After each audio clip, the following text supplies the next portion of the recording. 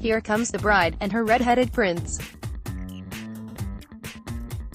We've already offered up a guide to watching Saturday's royal wedding of Prince Harry and American actress Meghan Markle, but maybe you need "Who Are These People?" primer. Crack open a Royal Crown Cola and something from Burger King to put you in the regal mood, and read on. Harry who, now? Prince Henry Charles Albert David, 33, is the second son of Prince Charles, heir to the British throne, and the late beloved Princess Diana, whose fairy tale turned tragedy started off with a different royal wedding, in 1981. Harry's the red-headed prince, the spare to Prince William's heir, the one who always carried less responsibility and a bigger tendency toward mischief than Big Bro Will's, naked billiards, dressing up as a Nazi, you know, the usual. Meet Meghan Markle. Other half of the royal couple is Rachel Meghan Markle, 36, who was born in Los Angeles, graduated from Northwestern University, and most recently starred as Rachel Zane, yes, another Rachel, in the USA Network's legal drama, Suits. You also might have seen her as an amorous partygoer in Russell Brand's 2010 film Get Him to the Greek, or as one of the models who displayed prize-filled briefcases on the game show Deal or No Deal, USA. Markle is as American as a Hollywood movie, which is novel for the British royal family, though not completely new. American Wallis Simpson wed Queen Elizabeth II's uncle King Edward VIII in 1937 after he abdicated the throne to marry her. The establishment didn't like that she was a divorcee. You probably saw the King's speech. That was a royal mess indeed. This is Markle's second marriage, as she was wed to fellow actor Trevor Engelson from 2011 to 2013. That isn't such a big deal these days, as Prince Charles and two of his siblings are divorced. Markle is also biracial, a meaningful issue to many in 87% white Britain. Her mom, Doria Ragland, is African American, and her dad, Thomas Markle Sr., is Caucasian. Will they ever rule? Not happening, barring some tragedy that takes out a giant chunk of the royal family. At birth, Harry was third in line to the throne behind his dad and brother, but he's fallen to sixth after William's 3 children.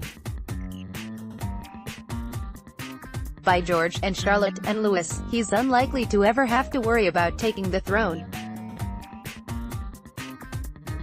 But Meghan will acquire a batch of titles once they wed, including Princess Henry of Wales, which is a bit weird and unlikely to be used. The Queen will probably dub them Duke and Duchess of Sussex on their wedding day, much as William and Kate are the Duke and Duchess of Cambridge.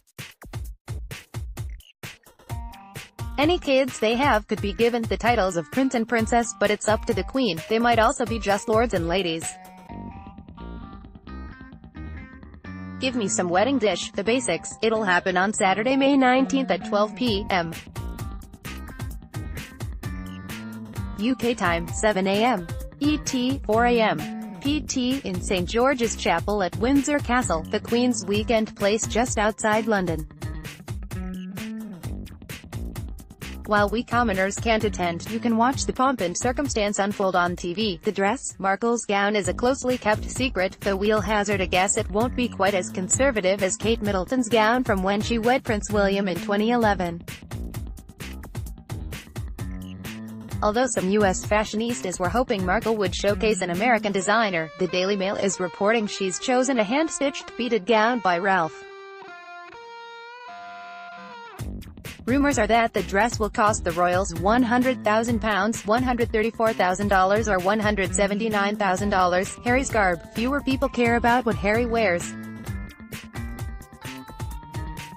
It could be a simple suit, tuxedo or morning dress, but he has numerous military uniforms to choose from, including that of the British Army's Household Cavalry's Blues and Royals Regiment. But it's frowned upon to wear that uniform with a beard, and the prince is unlikely to shave before the big day. The tiara watchers will be craning to see which diamond diadem rests on Markle's head. Some are hoping for the Spencer tiara worn by her late mother-in-law-to-be, Diana, but that seems unlikely. Cambridge lovers not as a favorite, but seems to have been scooped up by Kate, who is the Duchess of Cambridge, after all.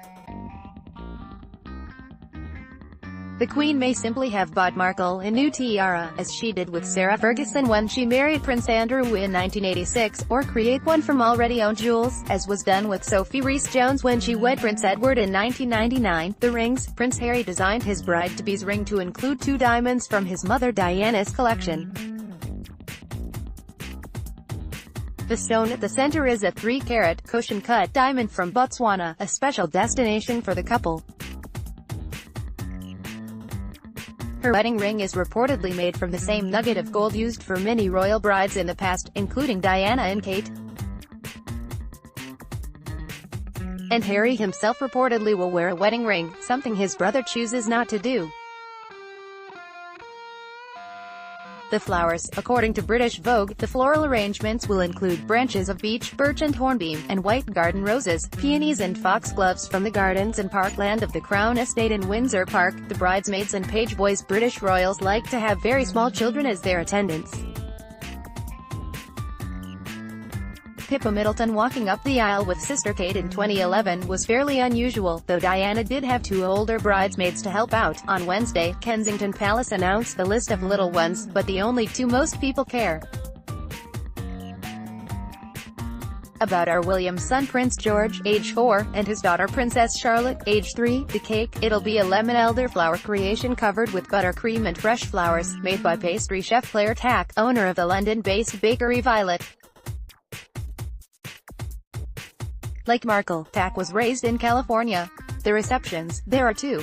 After the ceremony, there will be a reception held at St. George's Hall that includes all the guests.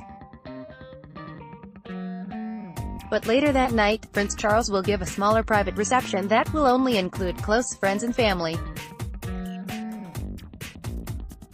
This one made the news because his ex-sister-in-law, Sarah Ferguson, was reportedly not invited. The guests: there'll be around 600, far fewer than the 1,900 who attended William's wedding.